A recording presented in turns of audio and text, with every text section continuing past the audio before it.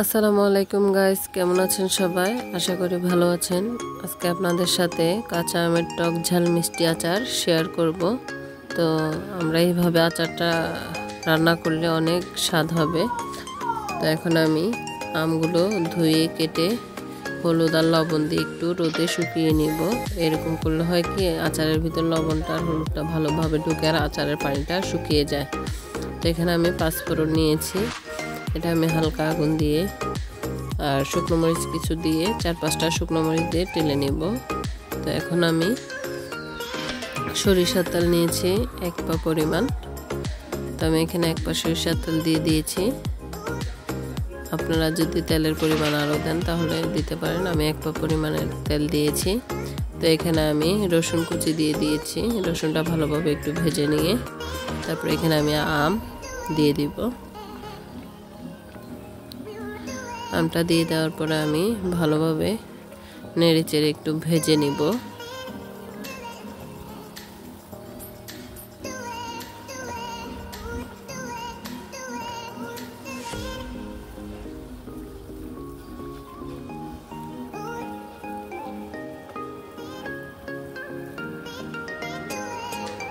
তো এখানে আমি গোটা রসুন কয়টা দিয়ে দিলাম।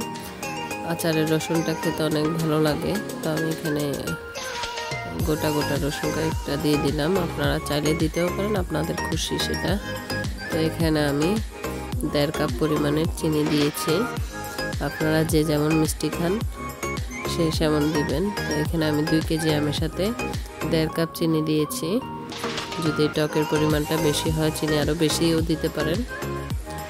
তো এখানে আমি 1.5 কাপ পরিমাণে চিনি দিয়েছি। দেওয়ার পরে এটা আমি ভালোভাবে আচারটা নেড়ে নিব যেন চিনিটা গলে যায়। চিনিটা গলে যাওয়ার পরে তো আমি এখানে গুঁড়ো মরিচ দিয়েছি।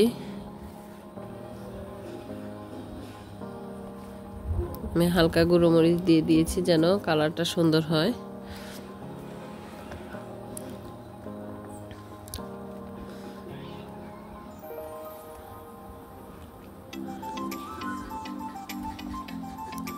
তো আমগুলো ভালোভাবে নেড়ে নেবেন যেন আমগুলো তলানিতে লেগে না যায়, পুড়ে না যায়। তো এখানে আমি পাঁচফোড়ন আর শুকনো মরিচগুলো আমি গুঁড়ো করে নিয়েছি। তো এখানে আমি অর্ধেক পরিমাণ এখন দিয়ে দিব আর বাকি অর্ধেক আমি পরে দিয়ে দিব। তো এগুলো আমি ভালোভাবে আমের সাথে মিশিয়ে নিব, ভালোভাবে নেড়ে চেড়ে আমের সাথে মিশিয়ে নিব।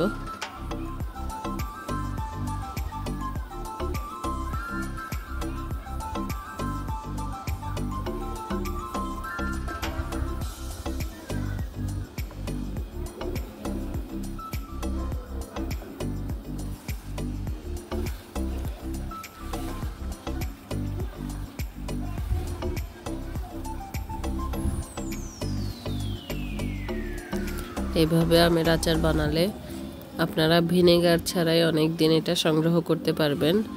আমের তেলের উপরে আচারটা খুব ভালোভাবে কষিয়ে নেবেন। এখন আমি পরিমাণ মতো লবণ দিয়ে নিয়েছি। আমি আগেও লবণ দিয়েছিলাম যখন হলুদ দিয়ে আমটা মেখেছিলাম, এই জন্য আমি লবণটা পরে ব্যবহার করেছি।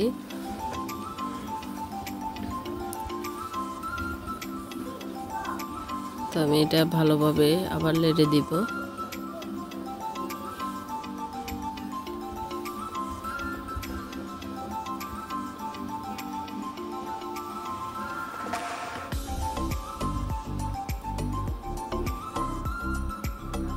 তো আমি আবার বাকি যে মশলাটুকু ছিল ওটা আবার দিয়ে দিয়েছি।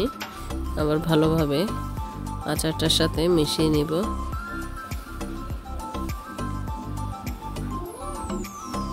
দেখেছেন আস্তে আস্তে আচারটার কালার চেঞ্জ হয়ে আসছে। তো আমি এখানে বড়া হয়েছে যে শক্ত হয়েছে এমন আম নিয়েছি।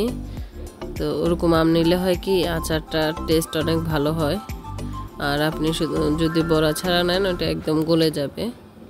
এই আচারটা আপনারা অনেক দিন সংগ্রহ করতে পারবেন ভিনেগার ছাড়া, ফ্রিজ ছাড়া।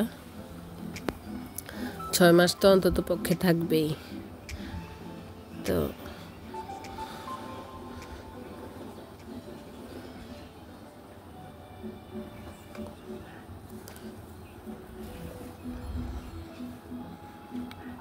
আমার আচারটা শেষ পর্যায়ে হয়ে এসেছে। দেখেন আমার আচারটা কি লোভনীয় লাগছে। এই আচারটা আপনারা চাইলে ভাত দিয়ে বা খিচুড়ি দিয়ে খেতে পারেন। তো আমার আচারের ফাইনাল লুকটা দেখেন কেমন হয়েছে।